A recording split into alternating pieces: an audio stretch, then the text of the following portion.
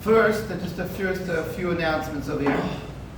So, Baruch Hashem, Nisiyata D'Shmai, we started the first week of the Kollel Boker.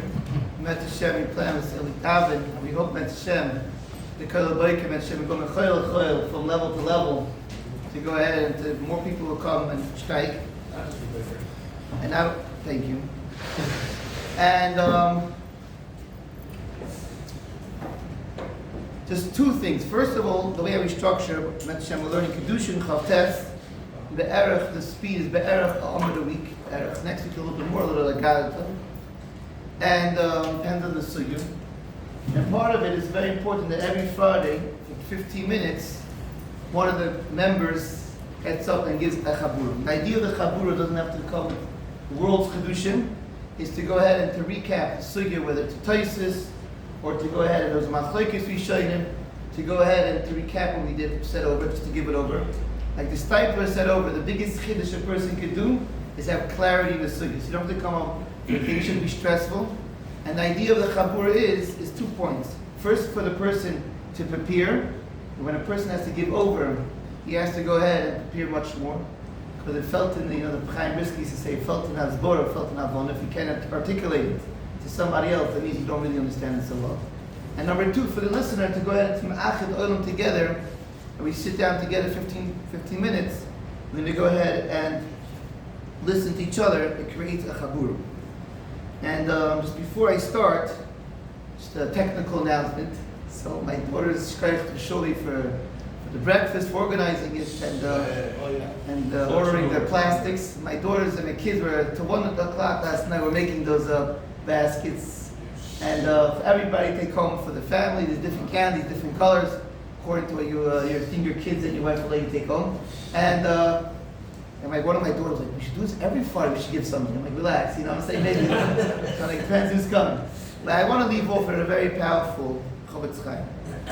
The Chofetz Chaim in Avos Chesed says something fascinating. He says that some people, they want to do a Yad V'Shem L'Zeich Nishmosei for the parents.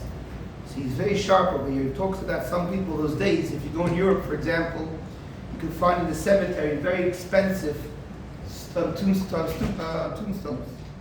In Matzevis, very expensive. And the Chofetz Chaim was giving Musar. People spend a lot of money on Matzeva, and people want to go ahead and do something to remember for their parents. And even they plant trees, and they do things to go ahead and they want to do something in honor of the parents' neshama. The Chofetz Chaim said that it's literally a waste of money. Because by going ahead and making this nice matzeva and all these trees and flowers, it doesn't really help the neshama.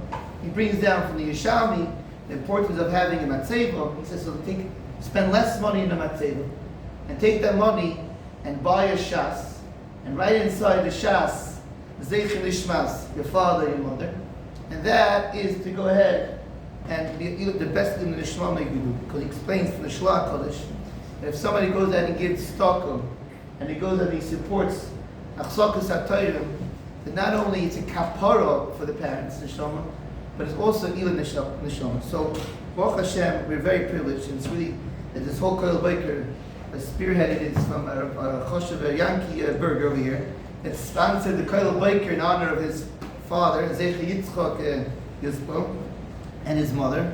And it's tremendous chos, because Baruch Hashem is starting now, just starting. And Baruch Hashem, people are coming to learn 45 minutes and starting off the day and learning and understanding what they're learning. And there's no greater even neshama a person could do to go ahead and to have people learning Torah, Chzokas HaTorah, Limud HaTorah. So my bracha is a b'schus that you're going to go ahead and Chzokas HaTorah Bianchi for your father and mother. Met Hashem should be tremendous ilan neshama. You should have a tremendous hatzlacha into your life. Amen. Okay, so let's talk about the sugya over here. Again, I just want to recap the sugya, just to give a little bit takeaway from the sugya we learned this week. This week we started the mitzvah on Chavtes of an Aleph, the Kol Mitzvah Ben Alav. For the Lashon of the Mishnah talks of the 5 chiyuvim that a father has to his child. That means he has an obligation to do this to his child, which is very interesting. We'll discuss how to categorize what is the mitzvah, because this is unique. Generally speaking, when we talk about mitzvahs that a person has to do, he has to do the action of the mitzvah, and he gets the kiyum ha-mitzvah, he gets the fulfillment of the mitzvah. So for example, if I have a mitzvah to go ahead and put on tefillin, so I have to do the action of tefillin, and I get the fulfillment of the mitzvah. Right? So there's a ma'isa mitzvah generally, and there's a kiyum ha-mitzvah. Over here is a unique case, and that's what we're going to talk about, that there's a mitzvah that I have to make sure somebody else does. Because I'm not learning Torah. I'm not doing bris milah. I did bris milah a long time ago. Right? And Hashem got married. But nevertheless, I have an obligation to go ahead and to make sure that my child gets married, which we'll discuss in 2 weeks' time. How is that possible? Some people on the surface of Mishnah say, oh, you see, Hasidim are right, you got to force your child to get married. They don't have a say in the shidduch. Now we'll see how exactly that means. But Hasidim sure right, but the question is how, right? Yeah. And was discussed, so this is exactly what we're going to try to understand. On this week's sugya we learned bris mitzvah or bris milah and a mitzvah pinyan. So each sugya by itself is tremendous, and if you be in yeshiva and you spend time, each sugya could take many, many weeks because there's so much to talk about. How to categorize the mitzvah, not only the mitzvah of bris milah, but again, related to you as a father, how do we categorize your obligation of this obligation for mitzvahs? So with Hashem's love, I want to bring out one akudah, and I'd like to start with the Taisus. I'll mention Hashem finish 8:30. We're talking about bris milah. The Gemara says, "Kashatzivay oisoi, masculine, a man, v'loy oiso." So the Gemara says that only a man is obligated to go ahead and do bris milah on his child, v'loy oiso, and a woman is not obligated to go ahead and do bris milah on her child. Taisus has a question: why in the world do we need to go ahead and have a special pasuk? Because the mashma from the Gemara, it's not mashma, it's clear from the Gemara. Without this pasuk, without this drasha, would clearly indicate that women would be obligated to make sure to perform a bris milah. Either they actually could do the chatichas arla, if they don't faint when they see blood, or they'll have to hire a moil to make sure that the son has a bris milah. So, in fact, Taisus, the chayra, the bris milah, okay, is a time-bound mitzvah. Why? Because you cannot do the bris milah before the 8th day, and therefore, if it's time-bound mitzvah, so we know already from the Mishnah, the same Mishnah that we learned this week, any mitzvah which is time-bound, which will that itself, in Lamed Daled, will discuss why time-bound mitzvahs women are exempt. We'll leave that figure for itself. Why? What's the category? What's the reason why women are exempt from a time-bound mitzvah? For whatever reason why women are exempt from time-bound mitzvah, it's clear that they're putter from a time-bound mitzvah. Mitzvah. So if it's a time-bound mitzvah, bris milah, even without the pasuk Asher Tzivay Seifek Taisus, women would be exempt. And then Melo, why from the Gemara have to go ahead and seek a special pasuk exempt women from going and performing a mitzvah on their child? That's Taisus Kash. Taisus famously answers, is a Velt Taisus. And Taisus says, Kivin Riyoim Hashmini Ba'ala Eila Hefsik Lav Zman Gam. So let's articulate what's the Havamina Taisus and what's the Taisus text. Taisus, okay, in a Havamina was trying to categorize and magdir, how do you define a time-bound mitzvah? So the simple, and Taisus in the beginning of this question, the definition of a time-bound mitzvah, any mitzvah that the time-triggered obligation, which means it's only triggered, meaning the obligation only kicked in, only miyoyim hashmini, from the 8th day, you need the time to go ahead and to the schai of the mitzvah. Okay, and that itself you can mefalfel mischai of the mitzvah, or to perform the mitzvah. That's another pilpul you can discuss. But the idea is that Taisus is learning that because you need the time, it's machayev to go ahead and to kick in the mitzvah. Memela's time that mitzvah. On that, Taisus teretz is a different chiddush. Taisus is saying in his teretz, he's saying that definition of time bound is not just if it was kicked in to go ahead and considered classified as a zman gomel. It needs to be totally bound to time, which means the starting time and the end time is depending on zman gomel. For example, tefillin. Tefillin is clearly a zman gomel, right? The typical. The Gemara on Lamed Daled, if I'm not mistaken, when the Gemara lists what's considered zman gomel, the Gemara clearly gives an example. Tefillin. So tefillin we could discuss as example. Right? The Gemara says tefillin, right? Sukkah, lulav. For the lulav, it's easier. Let's use lulav, for example, right? Lulav, it triggers the day. The Torah says, "Kachtem bechem b'yom harishon," and you only could do it on the day, the first day. So there's a starting time, which is depending on time, and the end time of the obligation of the mitzvah is also depending on time. So Torah says when there's a starting and an end time that's bechayiv the mitzvah, that's classified as a zman grom. But if you have a mitzvah that even though it triggered, the obligation started from zman, but once the mitzvah kicked in, it kicks in forever. So then Tosfos learns that's not classified as zman grom. So Tosfos' answer, very simple, I mean based on this explains, we can understand it now, is that when it comes to bris milah, Tosfos goes ahead and says, yes, you're right. You need the Yom HaShmini Yom HaBasar Losoi, it only obligates to do bris milah on the 8th day. But once the 8th day comes in, till the person dies, you have to bris milah. As we know, if you don't do bris milah, there's cars. Machlokes Rishonim, when does cars come in? Is cars coming the first day you don't have bris milah? Or if you don't die, then you're not going to have bris milah. So that's Tosfos L'Chayra, Tosfos Teretz of the Yom Tosfos understands why bris milah is not considered a zman groma, and memela you need the pasuk kashet tziva yesod to exempt women from bris milah. I want to focus for mamish 5 minutes on over here. I brought a Ritzvah, and the Ritzvah asks the same question, and the Ritzvah gives a different answer. He says an interesting thing, and he says as follows. Tosfos says, the Ritzvah says, which we need explanation. Ritzvah says, Ikul Meimar, again, it's Ikul Meimar, the way how the Ritzvah doesn't give Ikul Meimar, maybe like a Tosfos Efshir. And the Ritzvah wants to make a chiluk. And he wants to say that this general rule that we're going to learn later on, and the Mishnah alludes to it, as a Zman Groma, women are potter, that's only a mitzvah that women have to perform with themselves. So for example, tefillin, sukkah, lulav. But says the Ritzvah, a mitzvah that a woman has to do on somebody else, okay? Over there, I would think women are chayiv. That it wouldn't fall under the category of zman grom. When you learn this Ritzvah, the first question you have to ask 2 questions. I mean, you can ask more, but 2 questions of both. One question is that very nice, the Ritzvah found a chilik, a distinction between a case of a typical zman groma and a case of bris milah, but you need to ask the question, why is that a machalik?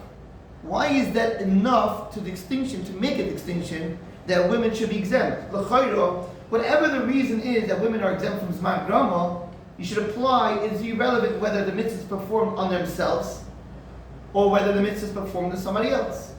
That's l'chayro question number 1. What does it mean who's performed on? Yeah. Whose mitzvah is it? Oh, so that's maybe we're going to get to. That's what we're going to get to define what's mitzvah. And I want to ask a very simple question. I'll leave it for you. Just give me 5 minutes, and I'm going to finish this up in questions right afterwards.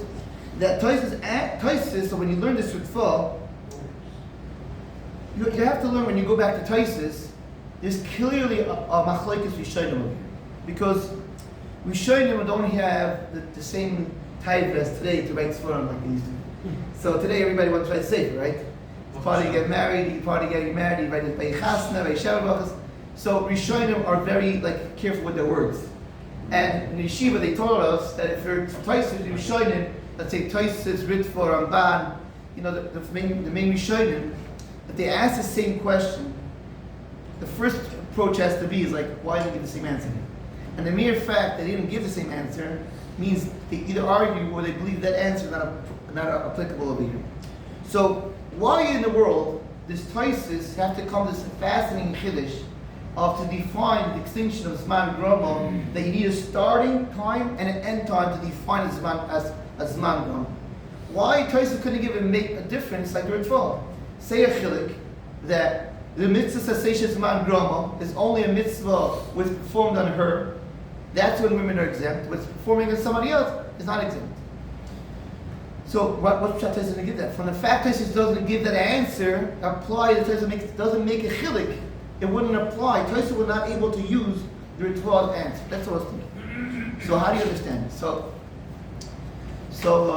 l'chayro, we could give a beer this machlokes. So for understand, when I say beer machlokes, it's not as a beer. What is the machlokes?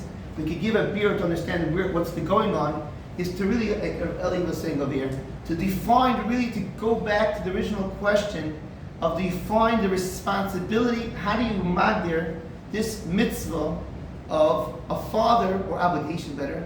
A father has to do bris milah on his son. As the Rishonim have an argument, machlokes, and how to be magdir this obligation. And this is very interesting, and now it goes well with the lashon of the Mishnah, Kol mitzvah ben ala'av, how the Mishnah tries to go ahead and define. It says, Kol mitzvah ben ala'av, right? The lashon is mashma, we have to understand what that means. Why can't the Mishnah start off, Chayev Adam, La'asiyas Isha, Lim Isam B'nai Torah? The Mishnah starts off with an interesting lashon to the extent that the Gemara is mafal, but what does that mean? So, the Rishonim have a chakiro, it as follows. Is the mitzvah, let's say for example, bris milah, okay? Is it really the mitzvah of the son? Okay? That you could argue the son is being too young, but it's not really the father's mitzvah. It's really the son's mitzvah. It's just the father's obligation to make sure that the son performs his mitzvah. Or you can say that no, it's really the father's mitzvah, bris milah. But like I said, started off before, every mitzvah, there's a Maisa mitzvah and a Kiyah mitzvah. So you could say that usually in Maisa mitzvah, you perform the mitzvah. Here, the mitzvah is to make sure that the son has a child, meaning you're making sure, your mitzvah is to make sure that your child is gemat. So maybe we could say like this, is that Tosis and Ritva are juggling, if you may say, these machlokes of understanding of the geder of the mitzvah of Kol mitzvah ben ala'av. Tosis learns that it's not the son's mitzvah the father has to perform. It's the father's mitzvah. It's the same classified mitzvah as a bris milah, as a regular ma'isa mitzvah that you have to perform. Tosis learns, no, the mitzvah over here of bris milah is the father's mitzvah to make sure the son has a bris milah, which means it's not on his body, on his son's body. But the ma'isa, it's his mitzvah. So Memela classified and it falls on the same category of a regular bris milah. So bris milah is depending on, is bound to time. However, the Ritva, we could learn, and this is the chiluk between what Rabbi was saying, that it's not pshat is, we had a question, how do you understand the Ritva? The mitzvah is performed on your body and other bodies. It's true. A mitzvah sasation is man grama, one could argue and say, it's irrelevant, women are exempt whether they're performing the mitzvah on themselves or the mitzvah is performed on somebody else. It's time bound. But listen to this deep over here. Is that pshat is over here, the mitzvah, the Ritva learns that the mitzvah is not on the father, it's really the child's mitzvah. The father's responsibility is to doig, to be nervous, to make sure, responsible to make sure that the son does his mitzvah. So that doig, that responsibility, that achrai is the better word, is not time bound. It's not limited to time bound. And in Mela, that's why the Ritva doesn't have to go on this whole shtickle Torah of Zman Grama. With this, we could go to the Minchas Chinuch, and I'm just I allude to the question that maybe the Minchas Chinuch that is one over here had a question: what happens if the child comes 13? Is it the father's mitzvah still obligated, or the father's mitzvah is paka?